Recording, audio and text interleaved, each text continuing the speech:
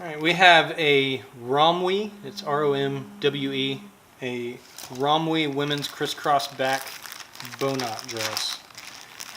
Picked this one up as a size small.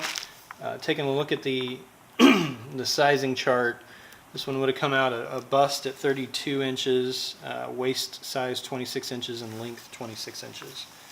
So the length seems like it might be, I don't know if that seems like it might be a little short. Definitely looks like it's more than that. Yeah, look at that. The length, as you pull this out, I'm assuming the bow goes in the back. This is for my wife, obviously. It's not for me. Yeah, it looks like the length is probably going to be about 33 inches from the shoulder.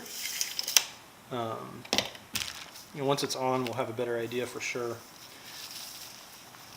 That's the front. Here's the back of it. Yeah, so here's the bow, goes on the back, the shoulders right here. On the front you've got this little cutout right there as well, and it is a zip up, and your typical dress zipper right there, so that's a good quality dress zipper right there. So inside there's this slip sewn in, so that one's not coming out, and then you've got your somewhat see-through material right here that's supposed to go around the outside of it as well.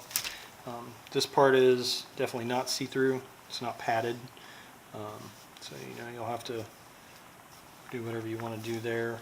Tape, bra, I don't know. It's women's stuff, so I'll have to ask my wife. That's really about all I can say about it right now. You can see these little pleats right here, so that way this part's going to be billowy, or should be that way. And as far as the measurements, whenever you measure across, right underneath, you're looking at 13 inches there, so about 26 inches, which is what? Oh, well, I guess the problem is that's probably going to be like more of waist right down here.